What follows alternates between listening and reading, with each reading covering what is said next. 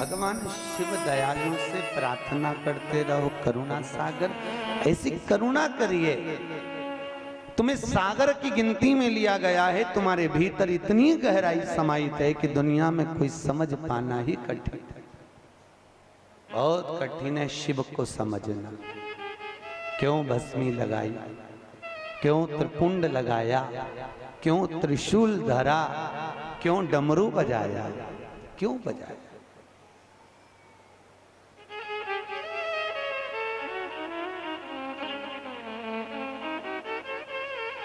गंगा के लिए बाल खोल लिए, गंगा सिर पर, चंद्र मस्तक पर, गले में सर्प, कानों में बिच्छू, हाथ में त्रिशूल, हाथ में डमरू। कितना सरल, समझो।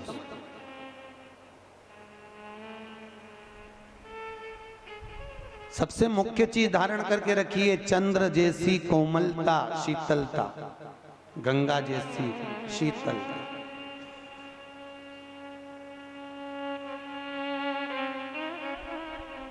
और नेत्र कितने हैं? जम के बोलो। 3। खुले कितने रहते हैं? 2। एक बान। बाबा भोलेनाथ की कथा कहती है, जैसा मेरा एक नेत्र बंद है उसी तरह तुम भी अपनी बुराई देखने का नेत्र बंद रखिए, निंदा ना देखिए, क्योंकि बुराई देखने का नेत्र जिसका खुलता है उसका जीवन नरक सा होता चले जाता। निंदा का नेत्र बंद रखिए। समय आया और एक विदल उत्पल नाम के राक्षसों ने माता पार्वती को अपना बनाना चाहा। भगवान शिव बैठे देख रहे थे, माता जगतजननी ने कुंदुक का प्रहार करा और कुंदुक का प्रहार कर कर मां जगतजननी ने विदल और उत्पल को समाप्त करा। तो भगवान शिव का एक नाम कुंदकेश्वर हो गया। क्या नाम पड़ा? कुंदकेश्वर। भगवान शिव का नाम है कुंदकेश्वर। बोल कुंदकेश्वर भगवान की। भगवान शिव का नाम कुंदकेश्वर पड़ गया। फिर शिलाद नामक धर्मात्मा ने भगवान शिव को अपना बनाया है, सुंदर पुत्र के रूप में पाया है। आगे सुंदर जो वर्णन आया है, भगवान शिव को एक बार क्रोध आया और शंकर जी ने अवधूतेश्वर रूप धारण करा। शिव जी का एक नाम हो गया अवधूतेश्वर महादेव। बोला अवधूतेश्वर भगवान की।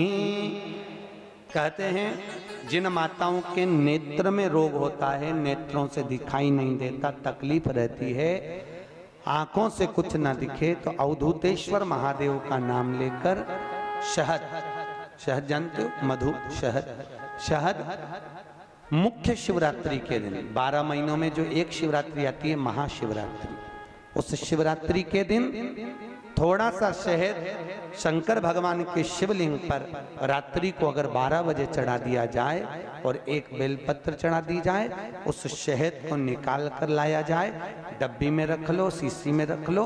उस शहद को आंखों में जैसे काजल लगाते हैं, प्रतिदिन 3 महीने तक लगातार नयनों में काजल की तरह लगाइए।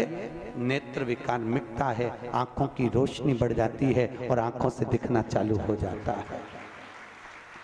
नयन विकार नयनों ये उसी में कहा है जैसे भगवान शंकर पर तुलसी नहीं चढ़ती, चढ़ती है क्या? नहीं, केवल वर्ष में एक दिन होता है जब भगवान भोलेनाथ पर तुलसी चढ़ती है, केवल वर्ष में एक दिन। कौन सा? बैकुंठ चतुर्दशी का दिन, जिस दिन भोलेनाथ पर तुलसी चढ़ती है और हमारे ठाकुर जी लड्डू गोपाल पर बेलपत्र चढ़ता है। उसको कहते हैं हरिहर मिलन। हरिहर बेलपत्र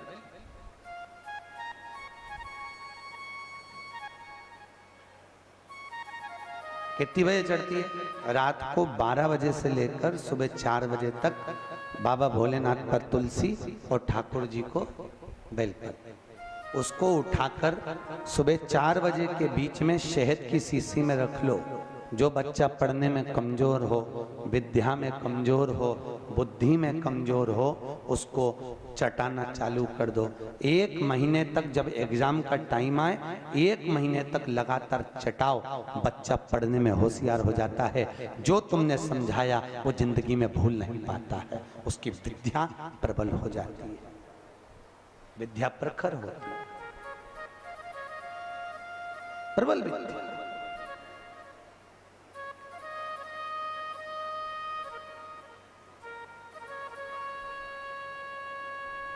कौन से दिन चढ़ती है? जम के बोलो। वैकुंठ चतुर्दशी। भगवान शिव पर तुलसा। तुलसा कौन? तो शास्त्र कह रहा है भगवान शंकर को क्रोध आया, शिव जी ने अवधूतेश्वर रूप धारण करा। अवधूतेश्वर रूप को भगवान ब्रह्मा जी ने नारायण के कहने पर घोड़े का रूप दे दिया और उस अश्व को, उस घोड़े को समुद्र में फेंका। समुद्र में फेंकते ही उस अश्व के रूप में से शिव का एक रूप जलंधर के रूप में जन्म ले लिया। क्या नाम पड़ा? जम के बोलो। जलंधर। जलंधर का अवतार हो गया और जलंधर शिव के स्वरूप जैसा रहता है, भगवान शंकर।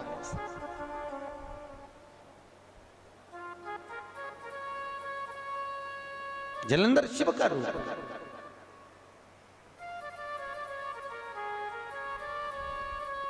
और जलंधर भगवान शंकर का स्वरूप धारण कर रहा। उसका विवाह वृंदा के साथ में हुआ। वृंदा कौन? जो माता पार्वती और शिव की आराधना में लीन रहती थी। वो शिव और पार्वती की आराधना में जो लीन रहने वाली है, शंकर और पार्वती की आराधना में 24 घंटे डूबने वाली है, ऐसी वृंदा है। भगवान शिव के बिना एक क्षण नहीं दे पाते थे। दिन रात शंकर की आराधना करना, शिव में डूबे रहे। बड़ा प्रखर नियम था उस वृंदा का। भाई, शिवलिंग पर बेलपत्र चढ़ाना, जल चढ़ाना, इसका भी एक नियम होता है कि शंकर जी पे शिवलिंग पर जल कहां चढ़ाया जाता है। सबसे पहला जल अगर शंकर जी को चढ़ाने जा रहे हो तो शंकर जी के जो चरण है, जहां से पानी नीचे गिरता है, उसके सीधे वाले भाग पर, अपने हाथ का सीधा भाग, वहां जल चढ़ाओ। फिर जहां लेफ्ट भाग है वहां जल चढ़ाओ। जहां शंकर भगवान का शिवलिंग रखा हुआ है, तीसरे नंबर का जल वहां चढ़ाना चाहिए। चौथे नंबर का जल भगवान शंकर के शिवलिंग पर चढ़ाना चाहिए। 5वें नंबर का जल ऊपर अगर जलाधारी लगी हो तो उसमें चढ़ाओ। नी हो जलाधारी तो भगवान शंकर का जहां नंदी बैठा है, नंदी का एक पांव ऊंचा रहता है, उस पांव के पास में जल चढ़ाना चाहिए। पांव जल जल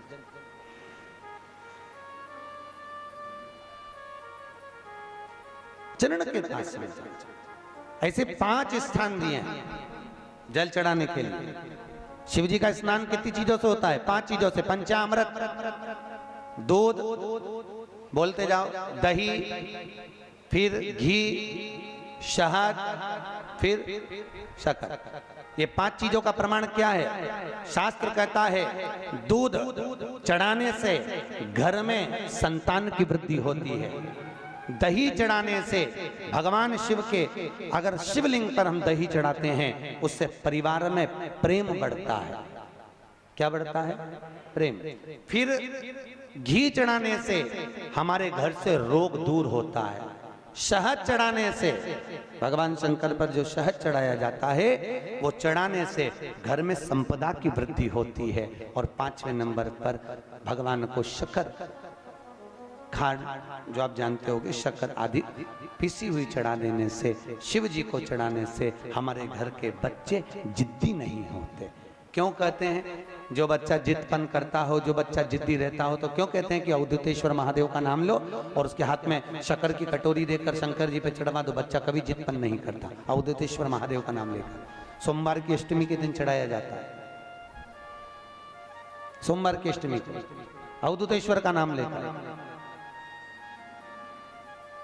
क्यों कहते हैं जो बच्चा बार बार बीमार पड़ रहा हो, बार बार सर्दी हो रही हो, बार बार बीमार पड़ रहा हो, खांसी चल रही हो, बार बार हॉस्पिटल लेकर भागना पड़ रहा हो बच्चे को, छोटा सा अगर बच्चा है 8 साल के अंदर बच्चा है और बीमार ज्यादा पड़ रहा है, तो आटे का दिया बनाओ, 4 बत्ती रखो, उसमें तिल्ली का तेल डालो, अवधूतेश्वर महादेव का नाम लेकर बच्चे के ऊपर से 21 बार उतारो और किसी चौराहे पर ले जाकर रख दो। जिंदगी में बच्चा कभी बीमार नहीं पड़ेगा, बच्चा स्वस्थ रहे, आनंद में रहे, आनंद में रहे, स्वस्थ की मूल। और वैसे भी प्रथम सुख, अरे बोलो तो, निरोगी काया। घर का प्रथम सुख निरोगी काया। व्यक्ति अगर धन की मूलता नहीं है, साफ पैसा अपनी जगह पर है, फिर निवेदन करता हूं, धन अपनी जगह पर पड़ा है, सबसे पहला है परिवार में सब स्वस्थ रहें, सर्वे भवन्तु सुखी।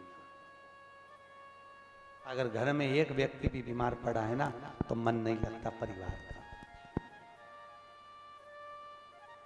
लगता है कि मन, कोई घर में बीमार पड़ा है तो मन कहां स्वस्थ। जलंधर का अवतार हो गया, जलंधर वृंदा का। वृंदा ने भगवान की भक्ति को धारण किया और वृंदा ने भगवान की भक्ति को ऐसा धारण करा, भगवान की भक्ति, शिव जी की भक्ति इतनी करी वृंदा ने, जलंधर के साथ में विवाह हुआ। समय आया पर जलंधर माता पार्वती की सुंदरता देखकर उन पर लोभित था। माता पार्वती ने जलंधर को समझाया, जलंधर क्यों इधर उधर भटकता है, इतनी सुंदर, धैर्यवान, ज्ञानवान, विद्वान, प्रखर तेरे को पत्नी मिली है, फिर क्यों डोल रहा, फिर क्यों डोल रहा है। जलंधर ने, वृंदा का नियम था भगवान शिव को बेलपत्र चढ़ाना। बेलपत्र चढ़ाने का भी नियम है। बेलपत्र की जो डंडी होती है, शंकर के शिवलिंग पर जहां से चरण की ओर पानी बहता है, उत्तर की ओर, जलाधारी कहां होती है, उत्तर की ओर, इस डंडी का मुख उत्तर की ओर होना चाहिए, जहां से जल बहता हो उस स्थान जला डंडी का मुख। याद रखिए, शंकर भगवान पर बेलपत्र चढ़ाने के बाद एक बेलपत्र को जल में गीला कर कर आते समय शंकर के शिवलिंग पर उसको लगाकर आना चाहिए। क्यों? क्योंकि हमारे मन की कामना शिव जी मन में धारण कर कर पूर्ण करे, इसलिए आखिरी बेलपत्र शिवलिंग पर चिपकाई जाती है, उसको लगाई जाती है, जल गीला कर गीला।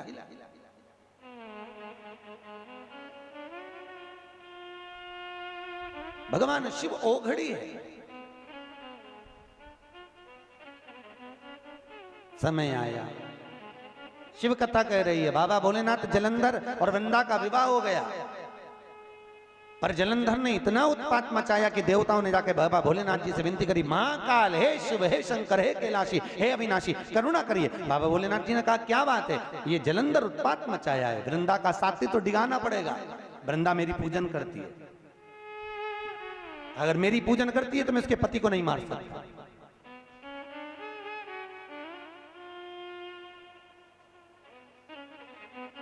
कल सुबह एक भैया ऊपर आए थे, उन्होंने एक प्रश्न करा था, गुरुजी क्या शंकर जी की पूजन करने वाला व्यक्ति जल्दी मर जाता है?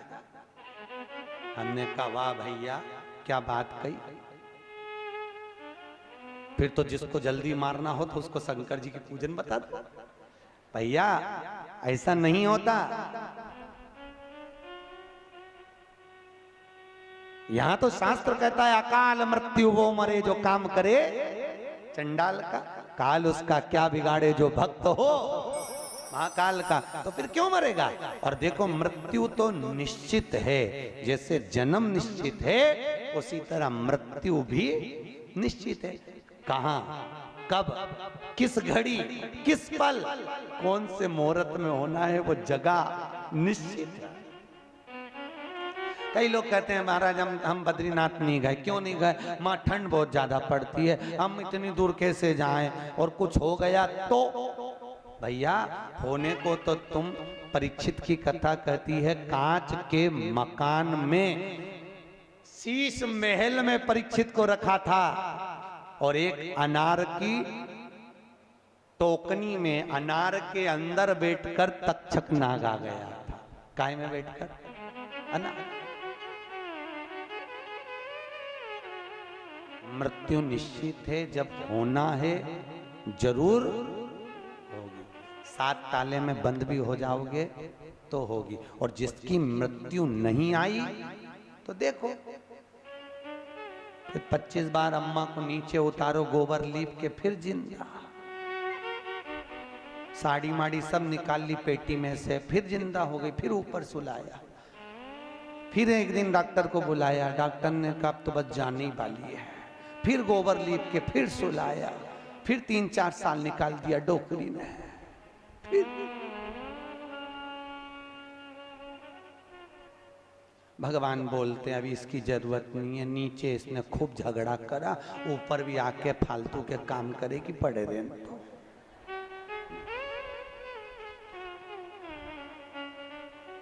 अच्छे लोगों की जरूरत बोलो तो उसको भी है। वो भी कहता है फालतू का मत लाना, यमराज से के रखा है देखते रहना, आलतू फालतू के लेके मत आना। तो क्या महाराज जी वो 3 बार तो ऊपर से गिर गई, तो अब तो लाना पड़े। भले गिर जाए पर पटक के रखो नीचे। भगवान भी घबराए ऐसे। इसलिए निवेदन है, प्रेम की वाणी रखिए, प्रेम की मूलता रखिए, अच्छे शब्दों का संबोधन रखिए, अच्छे शब्द।